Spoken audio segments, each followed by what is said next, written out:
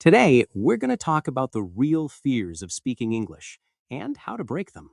You're afraid to speak, not because you don't know English, but because you're afraid of what might happen when you open your mouth. Maybe you're thinking, what if I don't remember the word? What if my grammar is wrong? What if I build the sentence incorrectly? What if they don't understand me? And suddenly your brain starts saying, "You're not ready yet. You need more vocabulary. You need more grammar. You need more practice." So you keep learning. More words, more videos, more grammar rules. But when it's time to speak, you stay silent. The problem is not your English. The problem is fear. Hey, welcome back. I'm Sophia. And I'm Jason. This is One Cup of English, where we learn real English for real life. Today's episode is a little different. We usually bring you real dialogues, vocabulary, grammar, things you can use every day. But today, we need to talk about something deeper. Today, we're going to talk about psychology, about what really stops you from speaking English. If this sounds like you, hit like, subscribe, and let's go. Let's start with something important. Most people think they can't speak English because they don't know enough. They think, I need more words, I need more grammar, then I will be ready. But here's the truth. You already know a lot. You know words. You understand when people speak. You recognize phrases. So why can't you speak? Because knowing and using are different things. You can know 100 words and still say nothing. Why? Because fear is blocking the way. Think about it. When you read English, you feel calm, no pressure. When you watch a video, you feel calm. You can pause. You can go back. But when someone asks you a question in English, Everything disappears. Your brain goes blank. that blank moment, that's not stupidity, that's fear. You are not stupid. You are not bad at English. You are afraid. And that is something we can work on. Now let's talk about one of the biggest fears, grammar. So many people think if I make a grammar mistake, people will judge me. They will think I'm not smart. They will laugh. They won't understand me. And this fear is very powerful. It makes people stop speaking completely. But Jason, is this fear real? Let's think about this honestly. When you have a conversation with someone, do you check their grammar? No, you're listening to the message. You want to understand what they mean. Exactly. Real conversations are never perfect. Native speakers also pause. They change sentences in the middle. They forget words. They say things like, how do I say this? Or, wait, what's the word? Everybody does that. In every language. Here's something important. When you make a grammar mistake in English, most people won't notice.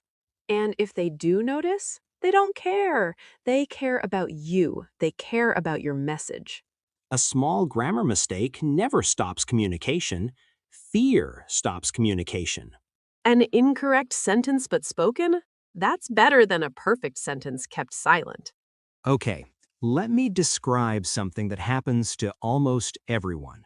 You know the word. You learned it yesterday. You've seen it many times. But when you try to say it, It disappears. It just vanishes. and then you panic. You think, I forgot everything. My English is terrible. But this is actually totally normal. This is how the brain works under stress. When you feel nervous, your brain activates the fight or flight response. You know this. It's the automatic system for danger. Your body prepares to run or fight. And in that moment, your brain's access to memory gets slower. It's not broken, it's just stressed. This happens to everyone, in their native language too. Have you ever talked to someone you really liked and suddenly forgot simple words? Yes. Or you had a job interview and your brain went completely empty? That's the same thing. Stress blocks memory, not a lack of English. So when that happens, don't panic. Take a breath. The word will come back. Or just say, sorry, I'm looking for the word. That's totally fine. And here's a secret. Saying that is actually good English. It shows you're communicating. Here's a trap that almost every English learner falls into. You try to speak, something goes wrong, you feel bad, and then, You go back to learning. Another video, another lesson, another list of words. and you feel better because learning feels safe. But speaking feels risky. Learning gives you control. You can pause the video, you can reread. Nobody judges you. But speaking is live. It's real. It can go wrong. So the brain creates a beautiful excuse. I'm not ready yet. I need more preparation. And weeks become months. Months become years. And you keep learning but never speaking. Sophia, how long did you study English before you started actually using it? Too long. I was so afraid to speak that I just kept watching videos and doing exercises.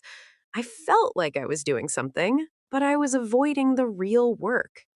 And the real work is speaking. That's the only way to build speaking skills. You can't get fit by reading about exercise. You have to move.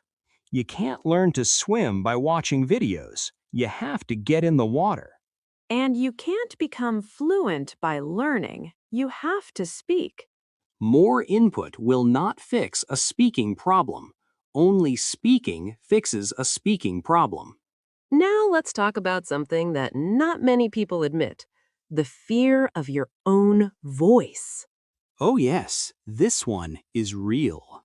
When you hear yourself speak English, maybe you think, I sound strange. My accent is too strong. I sound funny. And you feel embarrassed, even when you're alone. This is incredibly common. Everyone feels uncomfortable hearing their own voice in another language. You know why? Because your voice in English sounds different from your voice in your native language. Your mouth moves differently. The sounds feel strange. It doesn't feel like you. But here's something beautiful. Every accent tells a story. When you speak English with an accent, it means you speak two languages. That's impressive. Nobody expects you to sound like a news anchor. People just want to understand you. And accents are not mistakes. They are part of who you are. I've met people from all over the world. Different accents, different rhythms, and every single one was interesting. The goal is not to lose your accent. The goal is to be understood. And that comes with practice. Not by hiding your voice, but by using it. Okay, we've talked about a lot of fears, and now I want to share the most important idea of this episode. Many people think, I will start speaking when I feel confident. When I'm ready, when I know enough, when I feel sure. But that day never comes because confidence doesn't come before speaking. Confidence comes from speaking. You don't become confident and then start speaking. You start speaking and then confidence appears. Think about the first time you drove a car. Were you confident? No, it was terrifying. But after 10 minutes, you started to relax. After the first hour, you felt better. After a week, it became natural. Not because you waited until you were ready, because you did it while you were scared. Speaking English is the same. The first conversation will be uncomfortable. That's normal. The second will be a little easier. The 10th will feel much better. The 50th will feel natural. You cannot skip the uncomfortable part. That's where the learning is. Courage first, confidence later. Okay, so how do you actually start? We're going to make this very simple. Not find a language partner or join an English club. Just this. Say one sentence today. One sentence. Out loud. In English. Here, try these. Today was a long day. I need coffee. I'm tired but happy. The weather is nice today. I really like this song. These sentences are simple, but they are real. They are something you actually think. Speaking starts with the thoughts you already have, but in English. When you wake up tomorrow, say, "Good morning, I slept well," or "I didn't sleep well." When you make coffee, say, I need coffee. This smells good. When you look outside, say, "It's raining today," or "It looks warm outside." Nobody hears you. No one judges you, but your brain hears you. And every time you do it, you're building the habit of speaking, one sentence at a time. Okay, let's do a small exercise together, right now. We want you to pause this episode for just 30 seconds. Think about one simple thought you had today, something real. Maybe I woke up early. Or I'm watching this on my phone. Or I want to go outside. Now say that thought in English, out loud. Did you do it? That was English. That was real speaking. That counts. And it wasn't perfect. And that is completely fine. Perfect is the enemy of progress. Done is better than perfect. Here's a few more thoughts to try. I want to improve my English. This podcast is interesting. Today, I learned something new. I feel a little nervous, but I will try. These are your sentences, your thoughts, in your English. And that is enough.